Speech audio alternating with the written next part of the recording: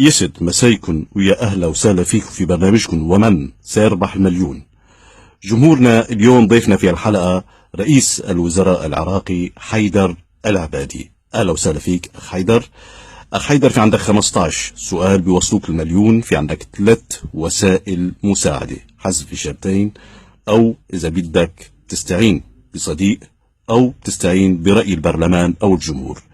في عندك كمان فرصة لحتى تنسحب كيف ما بدك. إذا جمهورنا خلونا نكفي المشوار مع الأخ حيدر العبادي وبرنامج من سيربح المليون.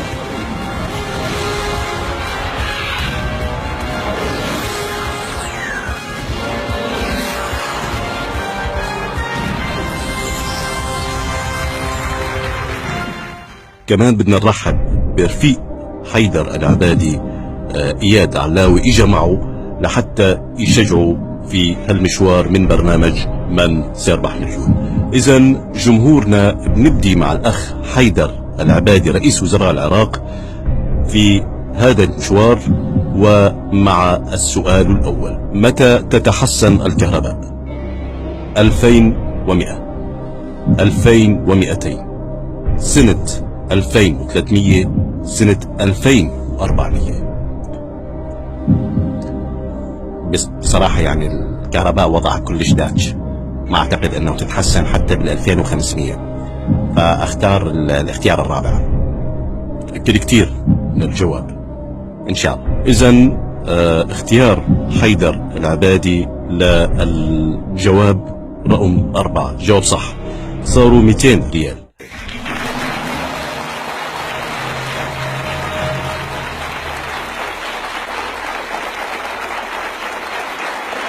ننتقل إلى السؤال الثاني، وهو: متى يتحسن الأمن في العراق؟ 2400، 2500، 2600، 2700؟ أعتقد ماكو أمان بالعراق، وأتمنى أنه تكون هناك اتفاقيات جديدة في المستقبل القريب لحل هذه المشاكل الأمنية، فأيضا هو الاختيار الرابع. جواب نهائي. جواب نهائي. جواب صح، صاروا 400 ريال.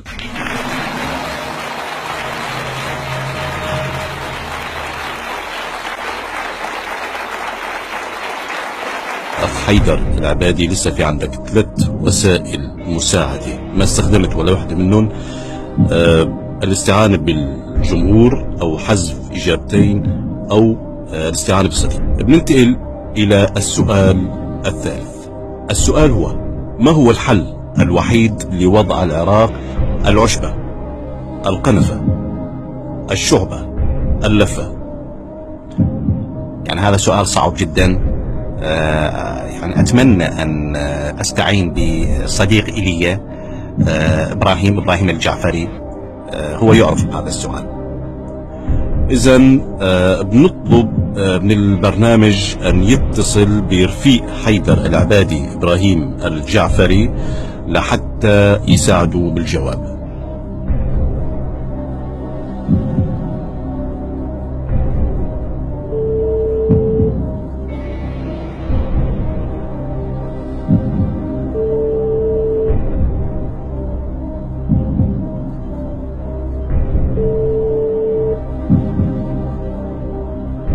ألو، مساء الخير أخ إبراهيم الجعفري، معك جورج إبداحي من برنامج من سيربح المليون، فيه رفيقك حيدر العبادي محتاج لمساعدتك، ومعكم 30 ثانية لما بيبدأ حيدر العبادي بالسؤال. تفضل حبيب إبراهيم، إذا تسمعني. السؤال هو: ما هو الحل الوحيد لوضع العراق العشبة، أم اللفة، أم الشعبة، أم القنفة؟ بصراحة هذا السؤال كونفوشيوسي، يعني ما أعرف شنو أقول لك، بس أكيد هو القنفة. القنفة هي تقوم بإصلاحات كثيرة للشعب العراقي، وأيضا هناك تنسيق في المستقبل إن شاء الله. سوف نعطي إلى كل عائلة عراقية قنفة من الممكن أن تحل من خلالها كل المشاكل المستعصية لإخراج القمقم من عنق الزجاجة. لسه في عندك وسيلتين مساعدة: استعانة برأي الجمهور، أو حذف إجابتين. أنا أفضل أيضا أن أخذ رأي البرلمان والجمهور. إذا جمهورنا حضروا حالكم للأخ حيدر العبادي. السؤال هو: ما هو الحل الوحيد لوضع العراق؟ هل هو العشبة أم القنفة أم اللفة أم الشعبة؟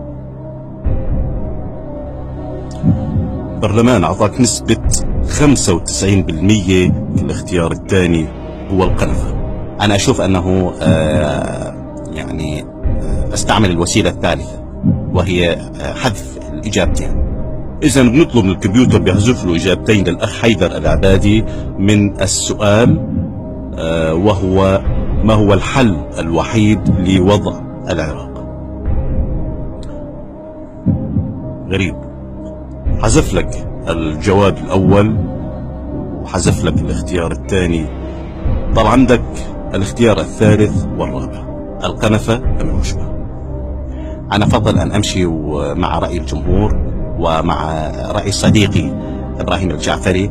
الجواب هو رقم 3، القنفة.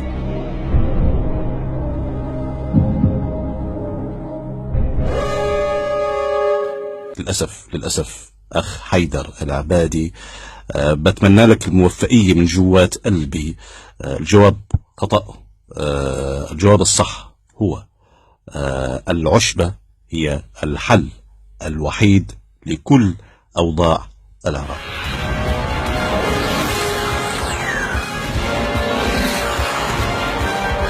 تحية كبيرة للأخ حيدر العبادي، بنتمنى له الموفقية. أيضا تحية كبيرة لرفيقه وحبيب قلبه إياد علاوي.